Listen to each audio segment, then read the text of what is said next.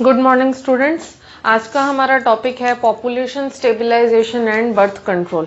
कल मैंने आप लोगों से डिस्कशन किया था, नया चैप्टर हम लोगों ने स्टार्ट किया था रिप्रोडक्टिव हेल्थ। ठीक है, तो रिप्रोडक्टिव हेल्थ की डेफिनेशन के बारे में हम लोगों ने डिस्कस किया था, उससे रिलेटेड प्रॉब्लम्स के बारे में और उससे रिलेटेड स्ट्रेटजीज के बारे में हम लोगों ने डिस्कशन कल किया था। ठीक है, आज जो है हम लोग उसी सीक्वेंस में नया टॉपिक स्टार्ट करेंगे, population stabilization and birth control. ठीक है, अब सबसे पहली बात आती है कि पॉपुलेशन स्टेबलाइजेशन ज़रूरी क्यों है। ठीक है, क्योंकि आप लोगों को मैंने जैसे कि कल भी बताया था कि इंडिया की जो हिस्सेदारी है या इंडिया का जो शेयर बनता है टोटल वर्ल्ड पॉपुलेशन में, वो है 17.4%। ठीक है, लेकिन इंडिया का all over the world total world में जो लैंड का शेयर बनता है वो सिर्फ है 2.4। तो 2.4% ऑफ द लैंड हमारे पास है, लेकिन हमारे पास 17.4% ऑफ द वर्ल्ड पॉपुलेशन है।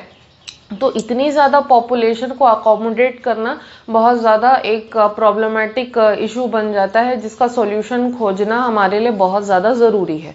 ठीक है, अब सबसे पहली बात आती है कि इतनी ज़्यादा पॉपुलेशन जो है हमारे यहाँ कैसे हो गई, कैसे बढ़ गई। ठीक है, क्योंकि इसके पीछे बहुत सारे रीजंस हैं, तो उनको हम लोग सबसे पहले डिस्कस करते हैं।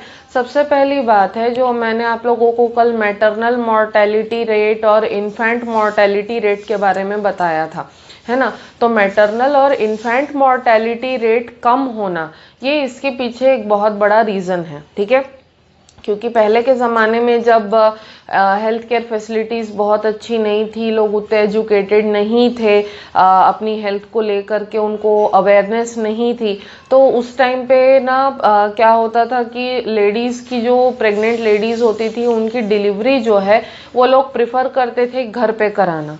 ठीक है, घर पे ज़्यादातर डिलीवरी कराते थे। वो जो गांव की लेडीज़ होती थी जिनको दाई वगैरह बोलते थे, तो वो जो है प्रेग्नेंट लेडीज़ की डिलीवरी करवाती थी।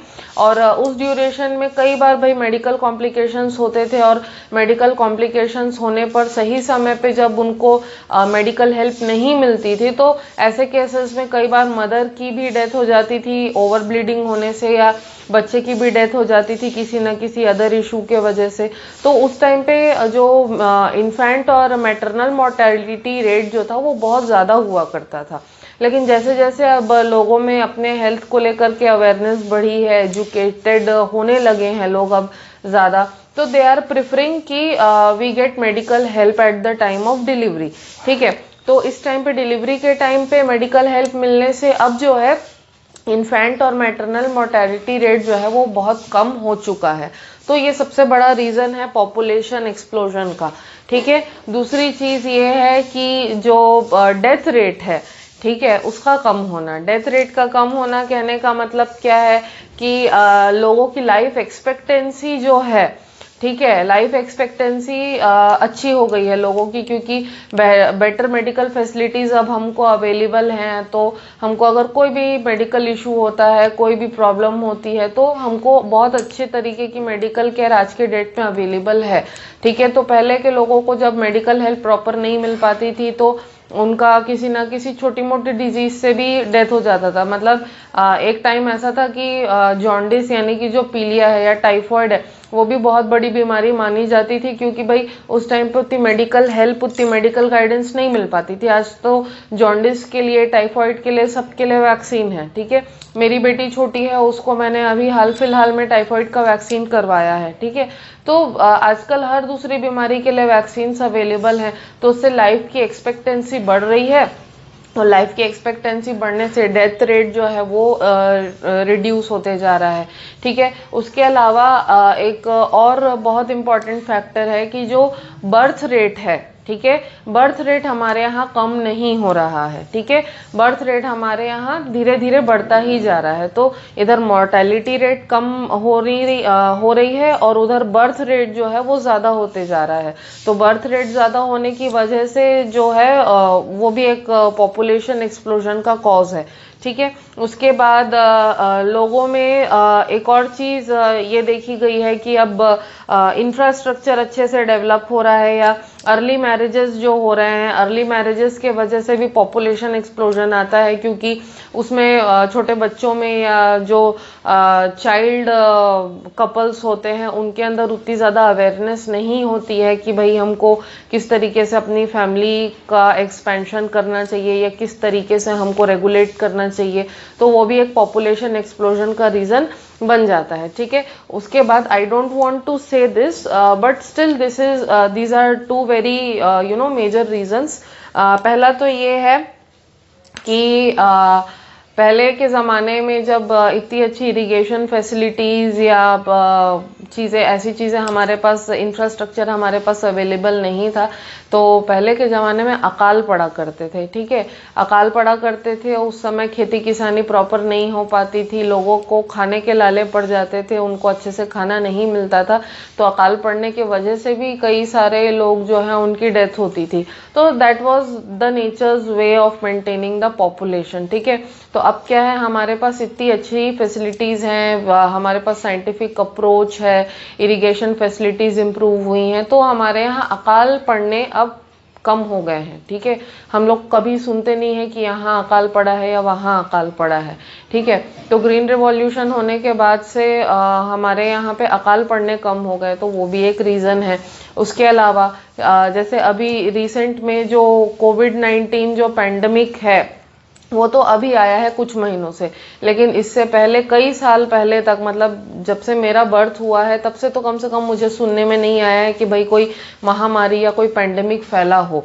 ठीक है, तो किसी महामारी का या पैंडेमिक का फैलना एक बहुत बड़ा रीज़न हो जाता था पहले। जैसे कि एक टाइम पे मतलब हम लोगों ने सुना था कि प्लेग जो है, ठीक है, यानी कि हैजा जिसको बोलते हैं हम लोग, प्लेग जो है वो उसने एक बहुत बड़ी महामारी फैलाई हुई थी, और उस टाइम पे बहुत सारे लोग जो है ऑल ओवर द वर्ल्ड उनकी डेथ हुई थी।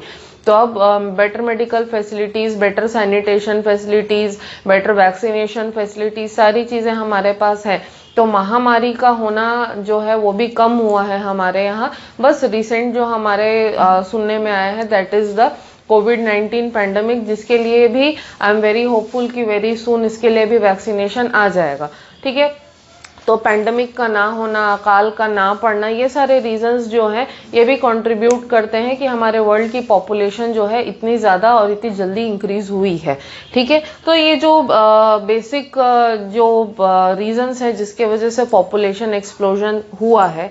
ठीक है, तो अब ये पॉपुलेशन एक्सप्लोजन जो हुआ है इससे हमको नुकसान क्या होता है भाई? नुकसान इससे बहुत बड़ा होता है हमको। सबसे पहली बात है कि इतने सारी पॉपुलेशन को अकोमोडेट करने के लिए ज़मीन पे प्रेशर आता है, क्योंकि ज़मीन की कमी पड़ जाती है। इतने सारे लोग घर बनाएं तो कहाँ बनाए, रहे तो कहाँ रहें। ठीक है, तो उसका ऑल्टरनेटिव हमको खोजना बहुत ज़रूरी हो जाता है। इसीलिए आज की डेट में आप लोग सुन रहे होंगे, आपने आसपास देख भी रहे होंगे कि आजकल फ्लैट्स या अपार्टमेंट्स जो हैं उनका ज़्यादा कंस्ट्रक्शन हो रहा है, क्योंकि जगह कम है और इस इतनी सी जगह में ज़्यादा लोगों को अकोमोडेट करना एक बहुत बड़ी बात हो जाती है। ठीक है, तो वो एक हमारे पास बहुत बड़ा रीज़न हो जाता है पॉपुलेशन से लड़ने का।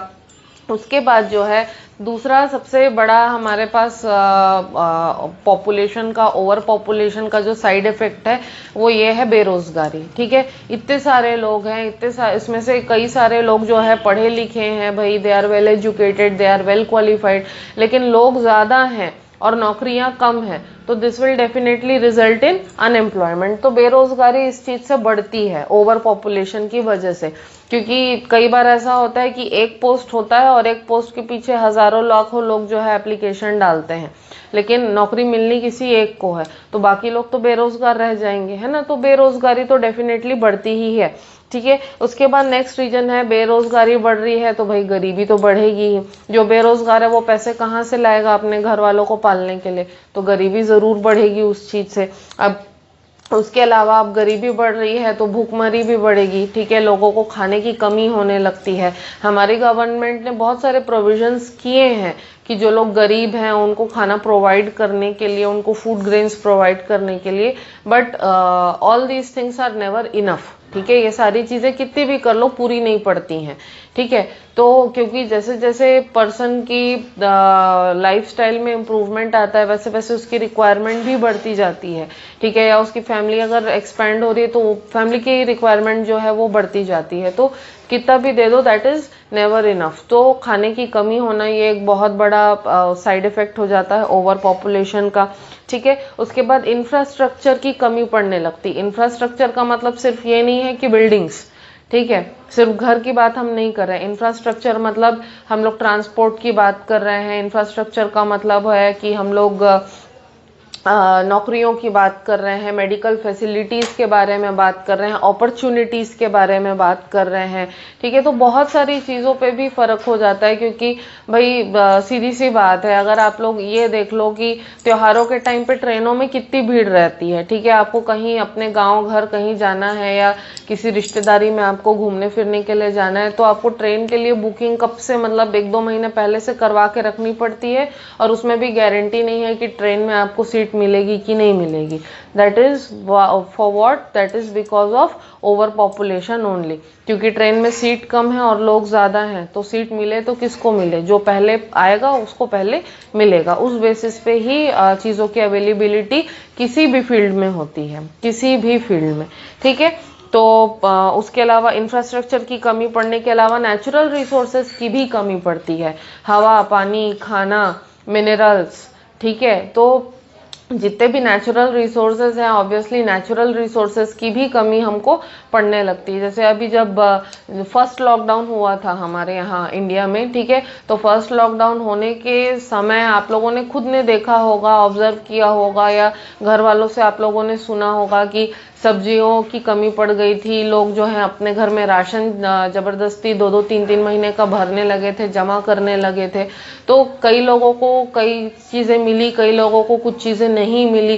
तो ये किस वजह से होता है, एक तो जमा करने की टेंडेंसी के वजह से, और दूसरा ये कि भाई नेचुरल रिसोर्सेज या फूड रिसोर्सेज जो है वो भी अभी फिलहाल हमारे पास उस समय लिमिटेड थे। तो लिमिटेड रिसोर्सेज में इतने सारे लोग, अब 10 घर हैं, सभी लोग बोलेंगे कि हम 1-1 क्विंटल गेहूं जमा करके रखें, तो दैट इज नॉट पॉसिबल। अगर मैंने 1 क्विंटल जमा कर लिया तो आपके घर के लिए कम पड़ेगा, आपने जमा किया तो आपके बाजू वाले के घर के लिए कम पड़ेगा। तो नेचुरल रिसोर्सेज की कमी भी एक बहुत बड़ा साइड इफेक्ट हो जाता है ओवर पॉपुलेशन का। उसके बाद पॉपुलेशन जब बहुत ज़्यादा, हद से ज़्यादा इंक्रीज होती है तो उसका एनवायरनमेंट के ऊपर बहुत बड़ा फर्क पड़ता है, ठीक है। हम लोगों ने जो जूनियर क्लासेस हैं उसमें हम लोगों ने बायो जियोकेमिकल साइकिल के बारे में पढ़ा है, हम लोगों ने फूड चेन, फूड वेब, हर चीज़ के बारे में पढ़ा हुआ है, ठीक है। तो सीधी सी बात है, इकोलॉजिकल या एनवायरमेंटल इफेक्ट्स तो भाई पढ़ने ही पढ़ने हैं। क्योंकि अगर मैं अपने पर्सनल नीड के बारे में बात करती हूँ कि भाई मेरे घर हर महीने कम से कम 30 किलो गेहूं लग जाता है, ठीक है। लेकिन अभी अगर मैं बोलूँ कि मैं हर महीने 60 किलो गेहूं लूंगी, तो उस चीज का भी प्रेशर जो है वो एनवायरनमेंट के ऊपर पड़ेगा, ठीक है। क्योंकि मैंने अपनी रिक्वायरमेंट से ज़्यादा लेने की कोशिश की है, ठीक है। या फिर अगर मैं बोलूँ कि मेरे घर में हर दिन कम से कम मान लो 200 लीटर पानी लगता है, ठीक है, और मैं बोलूँगी कि नहीं मैं 200 नहीं, आज से मैं 600 लीटर पानी लूँगी, मेरे को चाहिए, मेरे को ज़रूरत है, मेरे को तो ज़रूरत है। लेकिन उस चीज़ को सप्लाई करने के लिए प्रेशर किसके ऊपर पड़ा, नेचर के ऊपर प्रेशर पड़ता है, ठीक है। तो हम लोग सोचिए, इतनी हमारी पॉपुलेशन हमारी कंट्री की इतनी ज़्यादा है, और सारी की सारी पॉपुलेशन जब नेचर के ऊपर प्रेशर डालेगी तो नेचर कहाँ जाएगा, नेचर का तो बैलेंस जो है वो बिगड़ेगा ही, ठीक है। तो इकोलॉजिकल इम्बैलेंसेस भी ओवर पॉपुलेशन की वजह से डेफिनेटली प्रोड्यूस होते हैं, ठीक है। तो अभी तक हम लोगों ने क्या डिस्कस किया कि भाई पॉपुलेशन एक्सप्लोजन क्यों हो रहा है और उसके वजह से क्या इफेक्ट्स पड़ रहे हैं। तो अब हमको क्या डिस्कस करना है कि भाई पॉपुलेशन एक्सप्लोजन तो हो रहा है, ओवर पॉपुलेशन तो हो रही है, तो अब हम लोग कौन से मेथड्स को अडॉप्ट कर सकते हैं पॉपुलेशन को कंट्रोल करने के लिए, ठीक है। तो हम लोगों ने पॉपुलेशन स्टेबिलाईजेशन के बारे में बात की। अब पॉपुलेशन को स्टेबिलाईज करने के लिए हमारे पास सबसे इजी मेथड है बर्थ कंट्रोल, ठीक है। बर्थ कंट्रोल जितना ज़्यादा और जितना एफिशिएंटली होगा उतने जल्दी पॉपुलेशन जो है वो स्टेबिलाईज होगी, ठीक है। तो अगर हम लोग, मैं एक एग्जांपल आपको देती हूँ, ठीक है, मैं कनाडा का एग्जांपल आपको देती हूँ, ठीक है। कनाडा में मतलब इतनी पॉपुलेशन है जितनी हमारे यहाँ अकेले एमपी में है, ठीक है। मध्य प्रदेश की जितनी पॉपुलेशन है उतनी पॉपुलेशन सिर्फ एक कंट्री की है, कनाडा की। तो आप लोग खुद सोच लो कि भाई एक स्टेट में हमारे यहाँ जितनी पॉपुलेशन है उतनी एक कंट्री की पॉपुलेशन है। तो डेफिनेटली वहाँ के लिविंग स्टैंडर्ड में और यहाँ के लिविंग स्टैंडर्ड में बहुत ज़्यादा फर्क आना ही आना है। ठीक है, एक स्टेट के ऊपर उतना प्रेशर पड़ रहा है जितना एक कंट्री के ऊपर पड़ता है। ठीक है, तो सोचो कि वहाँ के लोगों का लिविंग स्टैंडर्ड कैसा होगा, वहाँ के लोगों को रिसोर्सेस कैसे मिल रहे होंगे, कैसे नहीं मिल रहे होंगे। ठीक है, तो अगर हम लोग कंपैरेटिवली देखें तो एक कंट्री और स्टेट को अगर हम लोग कंपेयर कर रहे हैं तो लिविंग स्टैंडर्ड्स में और चीज़ों की अवेलेबिलिटी में बहुत ज़्यादा फर्क आ जाता है। ठीक है, वहाँ के लोगों को ज़्यादा अच्छी फैसिलिटीज़ मिलेंगी, उनके वहाँ के लोगों को लिविंग स्टैंडर्ड ज़्यादा अच्छा मिल रहा होगा, अच्छा खाने को, अच्छा पीने को, अच्छे एनवायरनमेंट में रहने को। ठीक है, तो हर चीज़ उनको अच्छी मिल रही होगी। ठीक है, तो उसी कंसर्न में हम लोग सोचते हुए अब बात करते हैं बर्थ कंट्रोल के बारे में। ठीक है, बर्थ कंट्रोल के पीछे सबसे इम्पॉर्टेंट ड्राइविंग फोर्स किस चीज़ का होना चाहिए? मोटिवेशन का। क्योंकि जब तक हमारे पास मोटिवेशन नहीं होगा तब तक हम लोग नहीं करेंगे। ठीक है, मोटिवेशन की कमी जहाँ पर भी होगी वहाँ पर कोई काम नहीं हो सकता। ठीक है, तो मोटिवेशन बहुत ज़्यादा इम्पॉर्टेंट है। अब ये मोटिवेशन हमको मिले तो मिले कैसे? ठीक है, बर्थ कंट्रोल करने के लिए हमको मोटिवेशन जो है वो सबसे पहली बात तो सेल्फ एक्सपीरियंस से हमको देखना चाहिए। हमारा घर, हमारे आसपास के लोगों को देख करके हमको एक्सपीरियंस गेन करना चाहिए कि भाई अगर खुद सोच लो, ठीक है, खुद सोच लो आप कि अगर किसी के घर में 10 बच्चे हैं और कमाने खाने वाला कोई नहीं है तो वैसे बच्चे क्या अच्छे से मेंटली फिजिकली फिट हो पाएंगे या इमोशनली फिट हो पाएंगे? क्या उनके अच्छे करियर बन पाएंगे? ठीक है, सभी का आंसर नो है। ठीक है, तो हमको अपने आसपास की चीज़ों को देख करके एक्सपीरियंस लेना चाहिए। हमारे एल्डर्स से हमको इस चीज़ को शेयर करना चाहिए, उनके बारे में, उनके एक्सपीरियंसेस को सुनना चाहिए, उनके लाइफ के बारे में हमको देखना पता करना चाहिए। ठीक है, तो आसपास का जो हमारा सराउंडिंग है उससे हमको एक्सपीरियंस ले करके उससे हमको सीखना चाहिए, मोटिवेशन लेना चाहिए। उसके अलावा एजुकेशन एक बहुत बड़ा टूल है। अगर हम लोग इस पर्टिकुलर टॉपिक में वेल एजुकेटेड और वेल इन्फॉर्म्ड है then that will act as a big motivation for us. ठीक है, तो फैमिली प्लानिंग जो है वो बहुत इंपॉर्टेंट है हमारी कंट्री के लिए। और हमारे कंट्री में फैमिली प्लानिंग के जो मेजर्स है वो 1952 से स्टार्ट हुआ था। ठीक है, 1952 से हमारे यहाँ फैमिली प्लानिंग का जो पूरा प्रोग्राम है उसको लॉन्च किया गया था और इस प्रोग्राम का नारा था हम दो हमारे दो। ठीक है, तो इस प्रोग्राम के पीछे मोटिवेशन ये था कि हर कपल को मोटिवेट किया जाए कि वो ज़्यादा से ज़्यादा सिर्फ 2 बच्चे अपनी फैमिली में प्लान करें, 2 से ज़्यादा बच्चे प्लान ना करें। ठीक है, तो इस मोटिव को लेकर के ये जो प्रोग्राम है लॉन्च किया गया था और काफ़ी हद तक ये प्रोग्राम सक्सेसफुल भी हुआ था। फिर भी कई लोग जो है अवेयरनेस जिनके अंदर नहीं होती, जो लोग अनएजुकेटेड है, ठीक है, they still do not follow this. ठीक है, और अगर मैं सक्सेस के बारे में बात करूं तो इस प्रोग्राम की सक्सेस इतनी है कि कई लोग जो है अब हम दो हमारे दो के स्लोगन से आगे बढ़कर हम दो हमारे एक के स्लोगन को फॉलो करते हैं।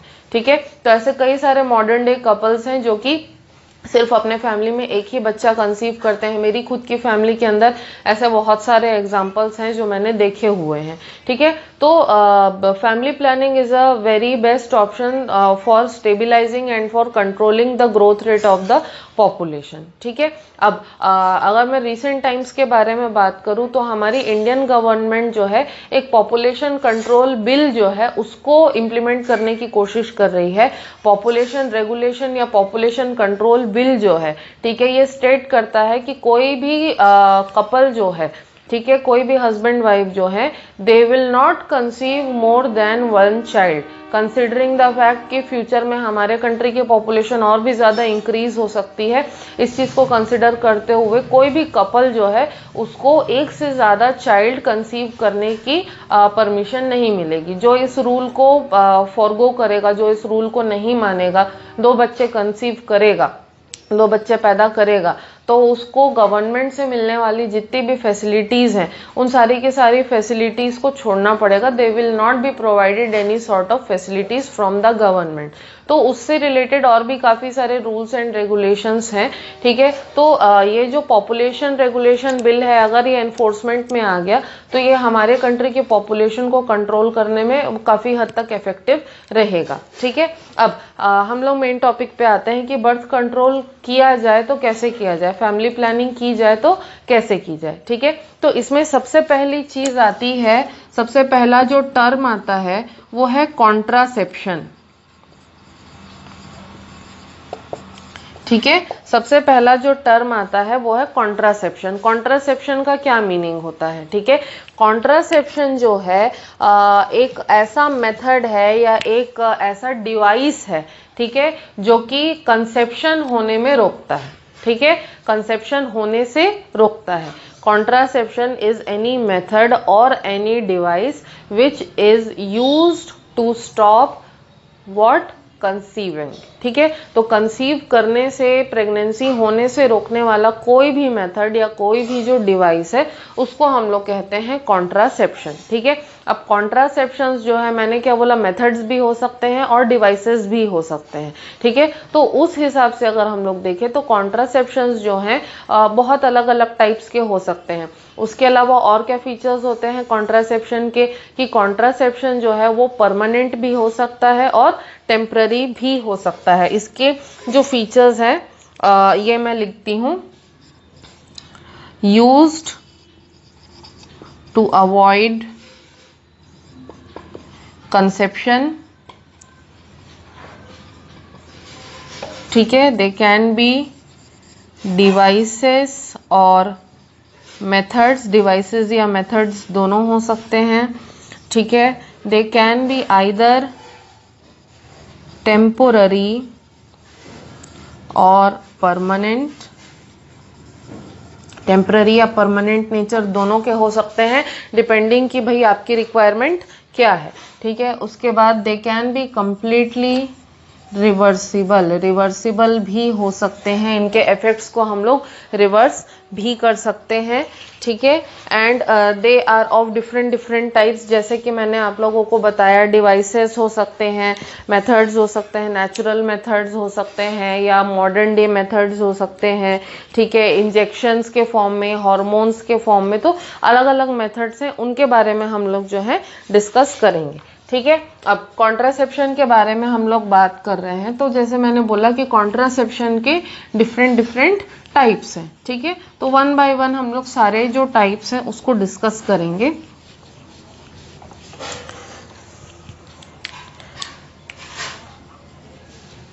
ठीक है। वी वर डिस्कसिंग अबाउट कॉन्ट्रासेप्शंस, ठीक है। अब कॉन्ट्रासेप्शंस में जो है सबसे पहला जो मेथड है that is the natural method,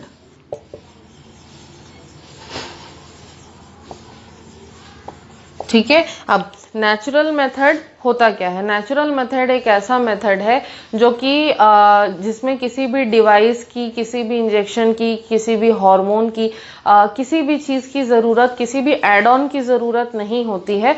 हम हमारी बॉडी का जो नेचुरल प्रोसेस है, ठीक है, उसी के हिसाब से हम लोग चल करके कॉन्ट्रासेप्शन जो है उसको अचीव कर सकते हैं या प्रेगनेंसी को हम लोग अवॉइड कर सकते हैं, ठीक है। तो नेचुरल मेथड जो है, ठीक है, इसके भी कुछ सब टाइप्स है, ठीक है। नेचुरल मेथड का पहला सब टाइप है पीरियोडिक एब्स्टिनेंस,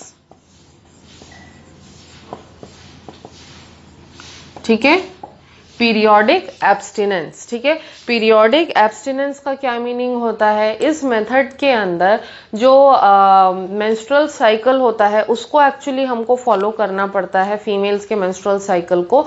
मेंस्ट्रुअल साइकिल में जो मैंने लास्ट चैप्टर में आप लोगों को पढ़ाया था, हमने क्या पढ़ा था कि ओव्यूलेशन जो है वो 14th डे पर होता है, ठीक है। तो ओव्यूलेशन क्योंकि 14th डे पर होता है, तो जो मोस्ट फर्टाइल पीरियड होता है किसी भी लेडी का, ठीक है, मोस्ट फर्टाइल पीरियड यानी कि वो पीरियड जिस टाइम पे वो इजीली कंसीव कर सकती है, इजीली फर्टिलाइजेशन हो सकता है, तो वो जो मोस्ट फर्टाइल पीरियड है वो मेंस्ट्रुअल साइकिल के डे 10 से लेकर के डे 17 तक का होता है, ठीक है। तो पीरियोडिक एब्स्टिनेंस में क्या कर सकते हैं कि जो मेंस्ट्रुअल साइकिल का डे 10 है और डे 10 से लेकर के डे 17 तक का जो पीरियड है, उस पीरियड के अंदर कॉप्यूलेशन को यानी कि सेक्सुअल इंटरकोर्स को अवॉइड करना चाहिए, ठीक है। तो अगर डे 10 से लेकर डे 17 के बीच में जो सेक्सुअल इंटरकोर्स है उसको अगर अवॉइड करें, ठीक है, और उसके अलावा बाकी पीरियड्स में अवॉइड नहीं भी करेंगे, तो क्या होगा कि अगर ये डे 10 से डे 17 तक सेक्सुअल इंटरकोर्स को अवॉइड किया तो this will reduce the chance of pregnancy और ऑफ फर्टिलाइजेशन बाय 90%, ठीक है। तो 90% तक कंसीव करने का जो चांस है वो पीरियोडिक एब्स्टिनेंस के प्रोसेस में क्या हो जाता है, रिड्यूस हो जाता है।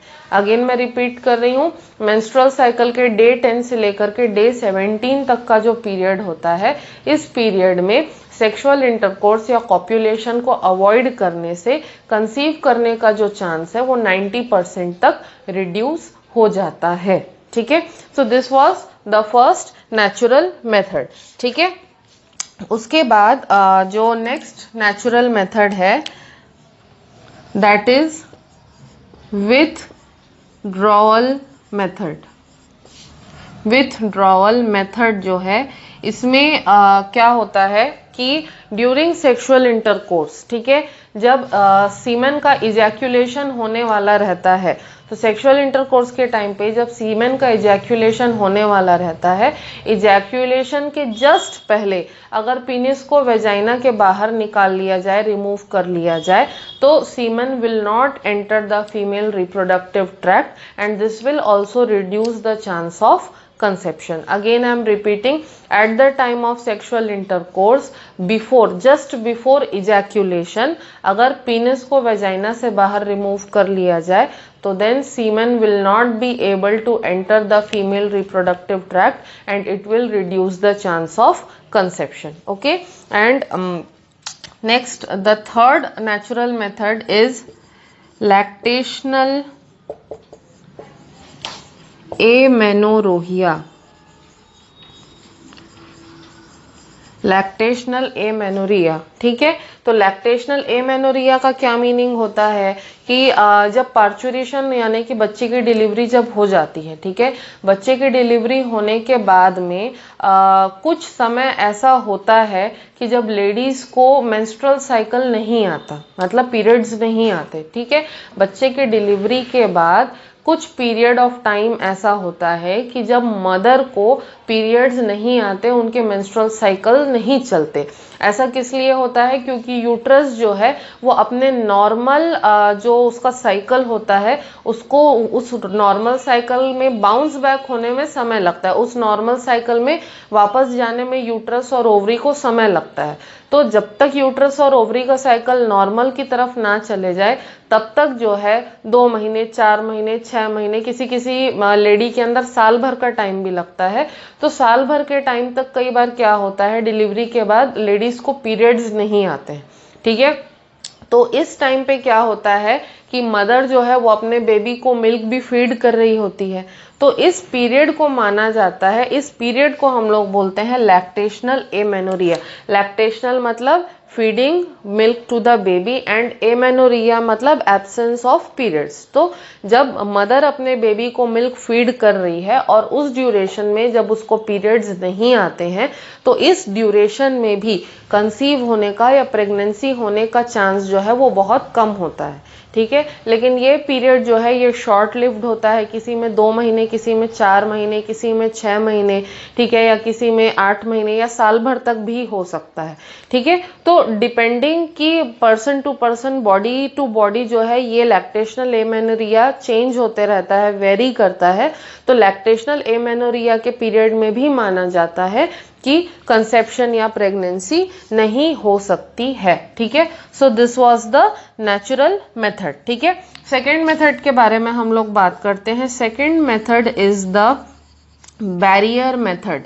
ठीक है, बैरियर मेथड एक ऐसा मेथड है जिसमें हम लोग किसी सब्सटेंस के हेल्प से या किसी डिवाइस के हेल्प से हम लोग स्पर्म्स को सर्विक्स तक जाने देते हैं। सर्विक्स के बाद हम लोग स्पर्म्स को या सीमन की एंट्री को रिस्ट्रिक्ट करते हैं। ठीक है, तो सर्विक्स तक जा करके भी जो है सीमन जो है वो सर्विक्स के अंदर नहीं जा पाता। अब सर्विक्स के अंदर ही अगर सीमन नहीं जाएगा, स्पर्म्स नहीं जाएंगे, तो they will not be able to fertilize the egg and इस तरीके से कंसेप्शन जो है यहाँ पर नहीं होता है। ठीक है, तो इसके भी बैरियर मेथड्स के भी कुछ कुछ डिफरेंट टाइप्स हैं।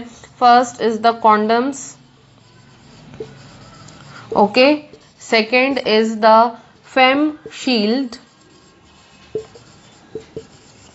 okay, third is the diaphragm,